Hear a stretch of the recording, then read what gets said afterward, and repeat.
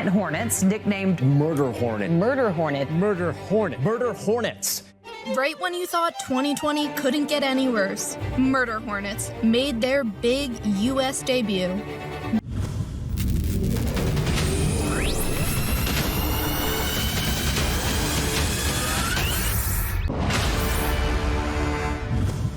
Hello everyone and welcome to Action RPG. I'm your host Aaron, and for today's video we're headed to the world of Last Epoch. The good old developers from 11th Hour Games have officially bestowed upon us 2 new uniques on World Bee Day.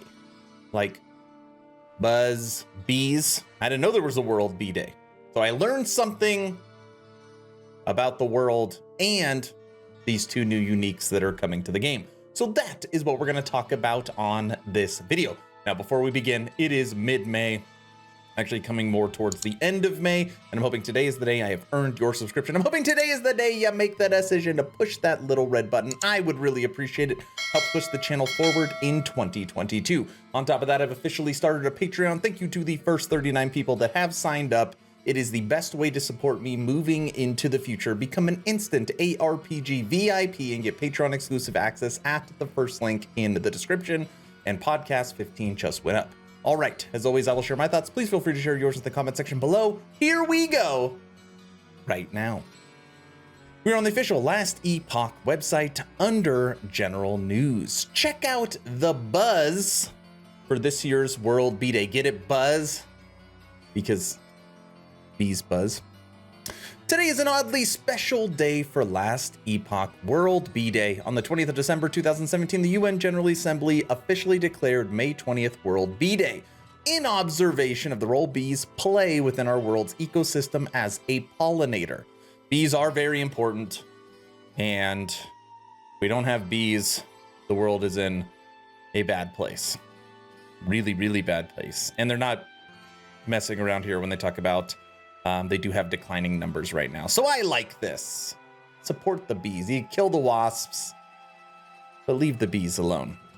Now, I will link this in the description. I'm not going to read it, okay? But these paragraphs right here, if you haven't heard, it kind of gives you how 11th Hour Games became where they're at today and how they started and all that good stuff as a single Reddit post. Okay, bees.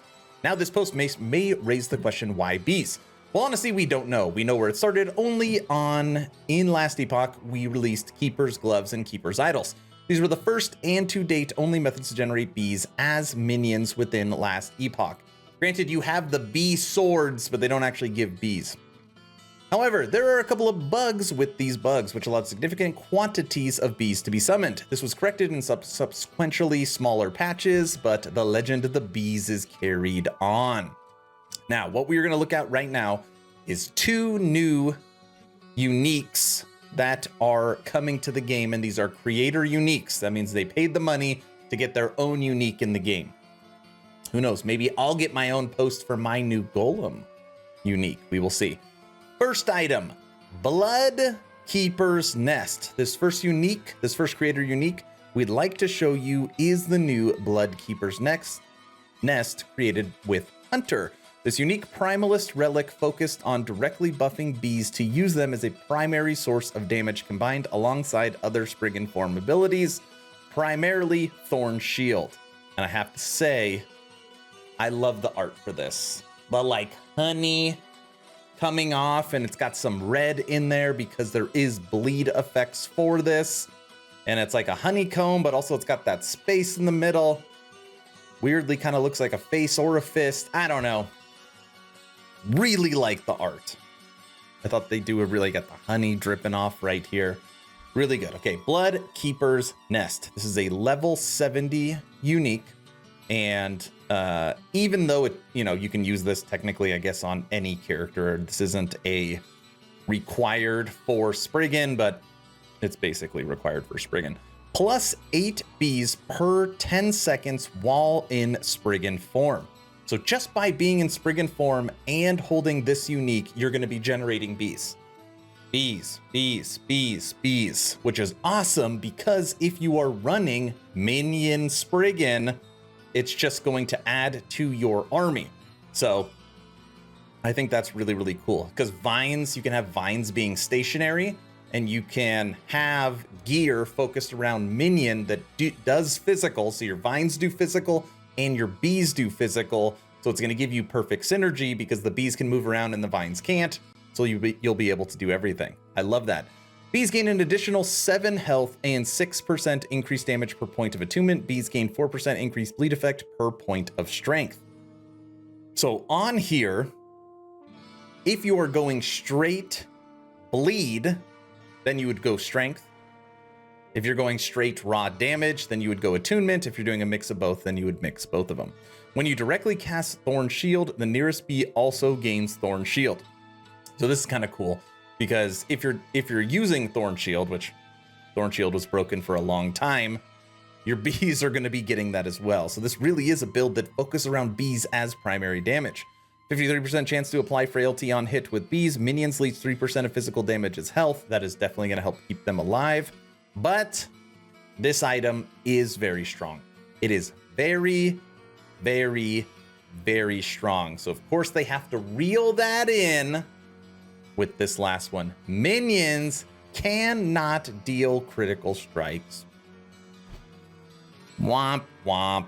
And that's all minions. It doesn't say bees can't deal critical strikes, which means if you are running a minion Spriggan, you have to focus on raw damage. Or I guess bleed, right? So you're gonna be focused on dot. All right. Number 1, Bloodkeeper's Nest. All right, get out of here. Moving over to Hivemind.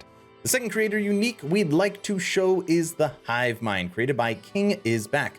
This unique rogue helm focuses on hybridizing the rogue specialty with throwing skills, poison damage, and adding more bees to the build, allowing either a focus on minion or using the bees as support. With this unique, you'll also convert your decoys into beecoys, causing them to generate a swarm of bees when they detonate, keeping the swarm strong. And on here, you can see this.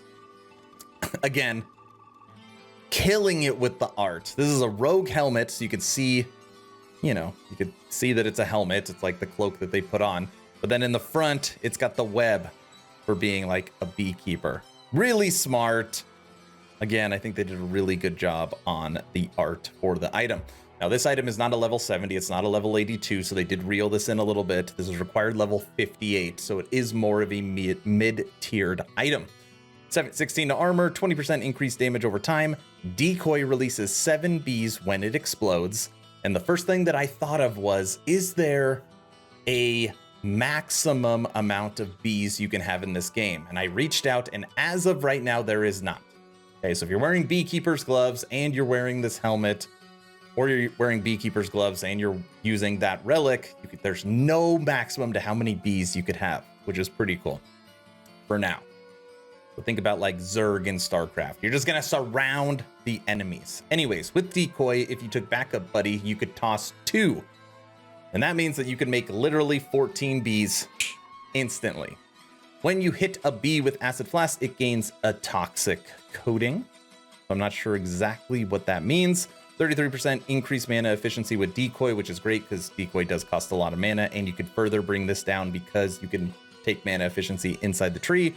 64 to health, awesome. 110 to armor, awesome. And 60% poison resistance. So this one is a little different, okay? And what I mean by that is super easy to synergize Bloodkeeper's Nest with a Spriggan because you can very easily go all minion. Now on here, what I'm thinking is it is hard to run a minion build with rogue unless you are only using ballista. So it kind of gets me going. Could you run ballista with bees? Almost the exact same way as here, you can run stationary vines physical with bees. So you have one stationary minion and one that is, flying around. Same thing here. Ballistas that are stationary and shooting with the bees flying around, and you're just tossing decoys over and over again. Could be fun builds, but you have to synergize them with the right gear. That's the video. 2 new creator uniques. 11th Hour Games, very nice job.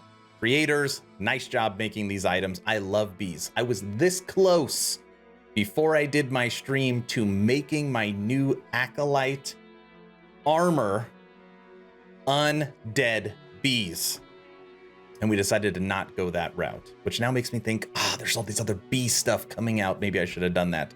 Anyways, that's the video. Let me know your thoughts. Out of these 2, which one is your favorite, or do you have any build ideas? Like I said at the beginning of the video, check out the Patreon, only a couple dollars a month. It really does support me moving forward with the channel. You become an instant ARPG VIP in my Discord, and you get Patreon exclusive content. We just put out podcast 15, and that podcast is every week. And there's lots of other stuff we have planned for the future. First link in the description. If you haven't had a chance to join the official Action RPG Discord, please do so. We're approaching 1,500 members, great conversations every day. The idea is to create a gaming community that could jump from game to game together, so you never start the server alone. Link for that Discord is also in the description, with over 20 viable build guides for 085. I love Last Epoch, and I can tell you that when multiplayer drops, this is the community you want to be part of. All right, that's all I've got. Hopefully you were entertained or at least learned something. Aaron, out.